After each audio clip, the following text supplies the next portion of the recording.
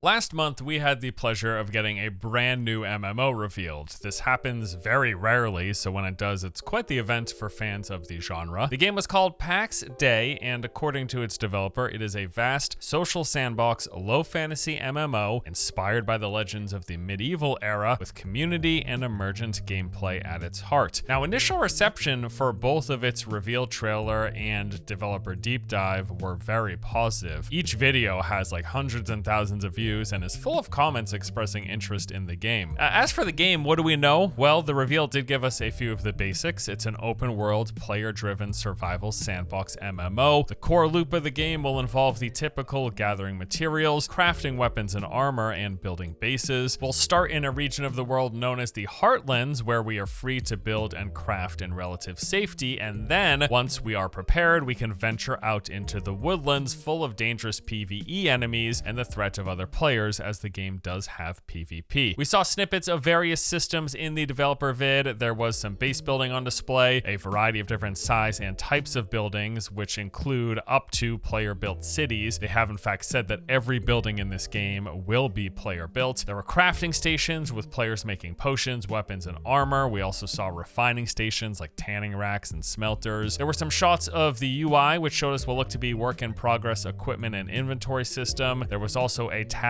for skills implying some sort of character progression, and there were a few brief clips of combat with players hunting wildlife, during which I'll say gameplay animations look a bit rough, but given that this game, they haven't announced that it's launching anytime soon, and they've said that the combat is a placeholder. With all of that in mind, we'll cut the combat animations a little bit of slack. They also discussed the game's use of low fantasy, pulling from myths and fables from around the world. Pax Dei will have magic, but it is going to be sparse. You won't be like spamming fireballs, for example. So that is a basic overview of what we learned about Pax Dei during its reveal last month. Now, since then, tons of new information has come out through interviews, AMAs, FAQs, as well as some idle chat over on the official Discord channel. We know much more about Pax Dei than we did just a few weeks ago. We also know more about this. The sponsor of today's video, Tower of Fantasy. This is a free-to-play shared open-world MMO. The game features a large explorable world where players can team up to fight bosses, discover interesting locations, and unlock relic equipment together. It's got an interesting combat system where you can freely swap different weapons on the fly, and you can customize your own character with a super detailed and easy creation system. Now, the game recently got a major update, version 2.4, which adds a ton of new content. There's a brand new map, the Grand Sea. This is the first underwater area in the game. Here you can explore the Grand Sea Island, the innards, and the Dragon Breath volcano. There's also a new boss, Ebola, located in that volcano, which presents a new group challenge for you to overcome. There are two new characters, Lan and Icarus. Lan uses an energy-laden umbrella as a weapon, while Icarus has an icy yo-yo ball. There's also new story quests taking you on an adventure through the whole new zone. There are new events like the Grand Sea Treasure Hunt, and even new mini games to engage with. If you are interested in checking out Tower of Fantasy on PC or mobile and giving the new update a look for yourself, go ahead and use my link in the video description below. Okay, so now I want to dive into some of the nitty-gritty new details that have come out on the game. As I mentioned, a lot of this new information comes from a few sources. There were a couple of developer interviews that were done, as well as a published FAQ, and an ever-growing AMA with some very chatty developers over on the official Discord. Let's start off with the game's inspiration. They have said that Pax Dei is filled with gameplay elements that borrow from all sorts of games, from the survival genre and games like Ark Survival Evolved. But maybe more so is that the game borrows heavily from things like the economic model of Eve when it comes to the fact that they use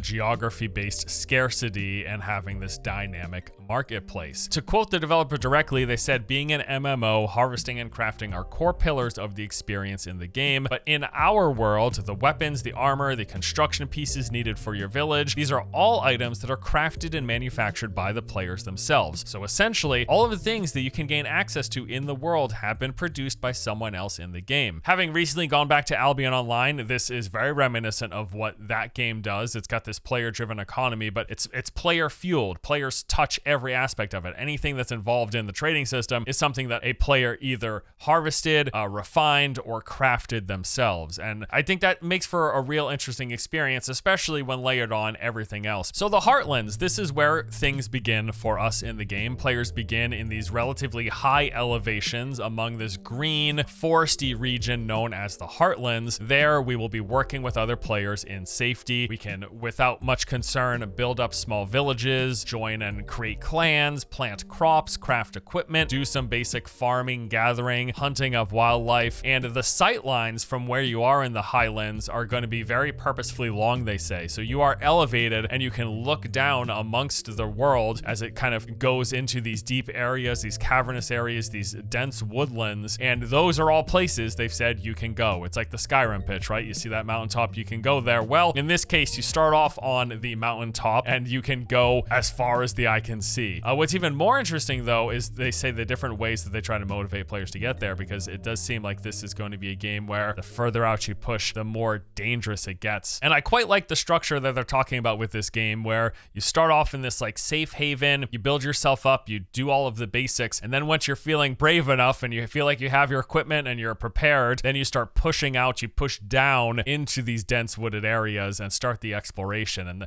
And the further you go away from the Heartlands, the more dangerous things get. It's a really cool kind of adventure-y promise. Now let's talk about the questing. The game does not have a traditional MMO quest system. You are not going to be picking up quests from NPCs because, as mentioned, there are no friendly NPCs in the game, only enemy NPCs. You will not find any quest givers in towns. That's just not what this game is doing. To quote directly here, they say you won't find any of the traditional MMO NPC cities, NPC quest givers, or NPC vendors in the world, but you will find a wide selection of creatures and AI enemies in PvE. Players will inhabit the lands, build the towns, handle the trading, do the crafting. All of that is player driven. No quest givers, however, does not mean no quest content, as the world will be filled with lore and mysteries that require exploration, deduction, and collaboration. Or when it comes to how that actually plays out in the game, you're gonna get quests from different items in the world. So maybe you find some clues scribbled on a book or inside of a ring or carved onto the surface of a piece of pottery. All of these will provide you a narrative drive, but also objectives to go towards based on whatever it was you found. Now, the exploration is said to be a big element of Pax Dei. I'm really liking what I see here. So they said that when it comes to venturing out from the safety of the Heartlands, the next area that you go into is the wilderness, and there does seem to be an implication here that there will be things beyond the wilderness. Maybe we think of these almost as different biomes, and the further you get, you move into, maybe eventually you move into swamp, or you move into the desert or other areas. I don't know, that hasn't been confirmed, but I'm just hypothesizing here. There does seem to be the implication that there is an area beyond the wilderness. So in the wilderness, this is where things get more dangerous, more deadly creatures, and this is also where they're going to start playing with kind of the fantasy folklore inspiration. A direct quote from the developer here: "We don't intend to just expand outwards. More often than not, we want to expand inward, actually doing things like making dungeons deeper." So say that you've been playing for a few years and then something happens in the world. Now you have a reason to go back because there was a door at the bottom of the dungeon that is now suddenly open, or an underground lake that is cleared, or a bridge that has been broken. Something changes and you have another reason to go back. This sort of dynamic evolution of areas is really, really cool. It's something actually that they're talking about doing with like Ashes of Creation, where with time, with certain events that take place, things in the world can change. And so that one dungeon that you went to isn't always going to be exactly the same, and different paths can open up or paths can be closed down, like bridges breaking or rubble falling in,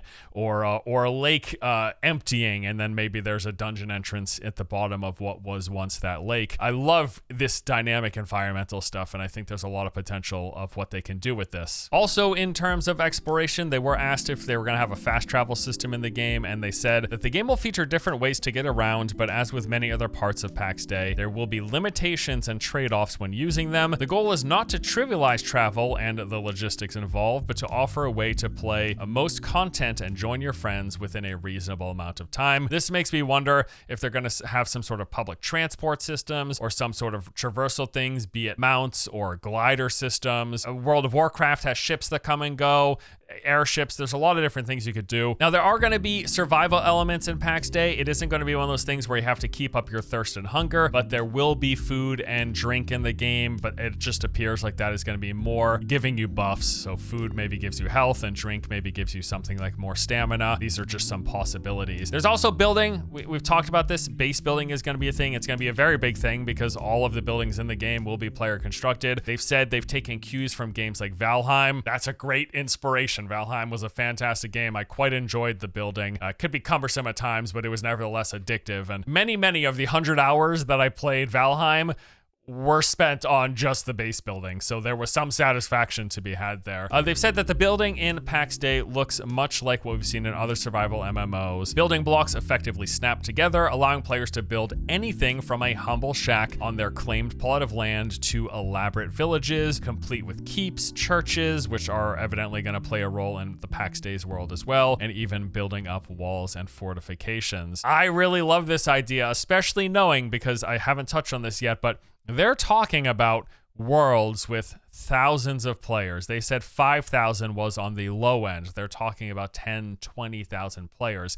Now, when you hear that, though, are they talking about phased out players or all players within one like instance? That's what we don't know. I should also add one big thing they've talked about with this game is that they're going to be doing a lot of this stuff cloud-based. And if they're using the cloud, if they're using server-side tech, then maybe that does mean we get player counts that high, but I'm not sure exactly how that is going to play out. But nevertheless, yeah, we got a full-on survival game, large numbers of players, and we're going to have tons of crafting stuff building up this world. It all sounds really cool. Now, what about progression? They were asked about things like classes or leveling up and skill points and all of that, and their response was, there won't be any classes in the way you think about it. You won't choose one in the character creation and be stuck with that forever. But that being said, no classes doesn't mean no roles. There will be roles, but we don't have those full details yet. They can share the crucial element, though, that yes, this game will support the Holy Trinity. So tank, healers, support, DPS, that trinity is going to be a part of Pax Day. So a classless version of this that's going to have the trinity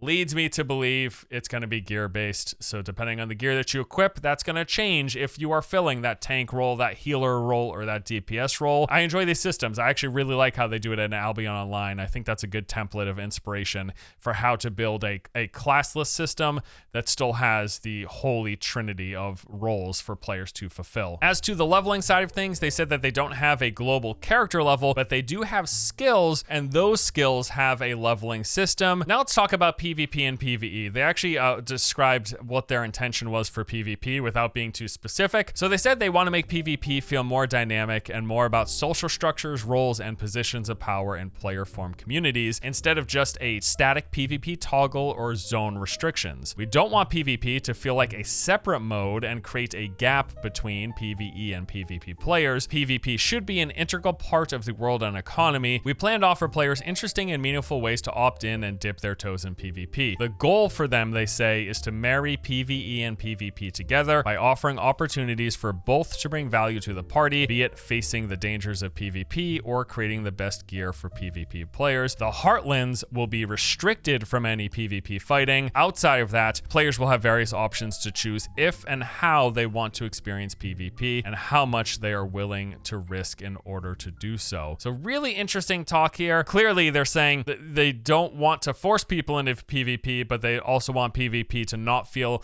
like it's completely divorced from the rest of the game. And again, I keep going back to it, but a great example in my mind is what Albion Online does, where they have these very distinct regions that are all part of the main world, and depending on where you venture into, you will know if PvP is going to happen, what sort of PvP, if it's full-on PvP, if it's loot dropping, if there's any sort of safety, if flagging is involved. There's some just very distinct borders to all of these things. So I guess I'm just going to be really curious. They did say they don't want to have a static PvP toggle or zone restrictions, but in my mind, those are the two main ways you do it if you're not trying to force people into PvP. So I don't know. I'm very intrigued as to what they intend to do with this. PvP isn't all there is. There is going to be PvE content in the game, quite a bit actually. You're going to, of course, fight wildlife and then use various parts of them towards the crafting, maybe even food and drink. The PvE content is going to be getting more more challenging as you push further and further away from the Heartlands, or as they've touched on, as you go deeper down into dungeons when they continue to expand them. And they have also confirmed we will be getting not only dungeon content, but raid content as well. So you might have got the assumption early on that this is like a primarily PvP focused game with the survival crafting stuff, but no, sounds like they're gonna have a lot of content for PvE fans that isn't just doing crafting. They also mentioned that the gameplay that they've shown is just work in progress. They're gonna be doing some big overhauls to it. This is more like a proof of concept, what we've seen so far, which I think should also have us set our expectation as to how far along this game is in development, or even more so,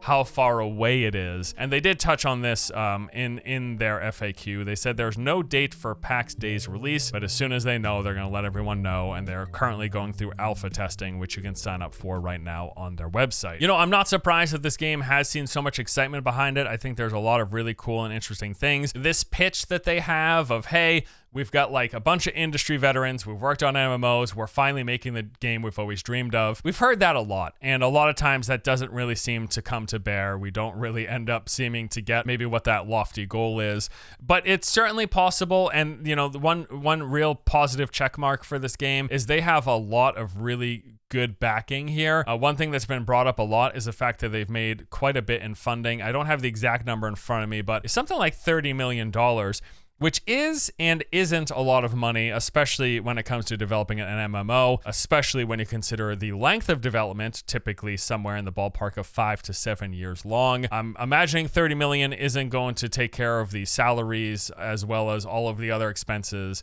that are associated with development over the course of the next 5 years, and more funding will have to come from somewhere at some point, because a lot of the MMOs we know and love and play were somewhere in the vicinity of like $100 million to $500 million for the cost of development. So in that context, 30 million or so that they've raised doesn't seem like that much money. But I'm not trying to down this. I just think it's the main point is it's still early days. There's still a lot to be worked on, most certainly. There's still a lot to be improved with time, and we're still probably many, many years away from release. But it sounds cool, lots of interesting promises, and we'll see how they all pan out.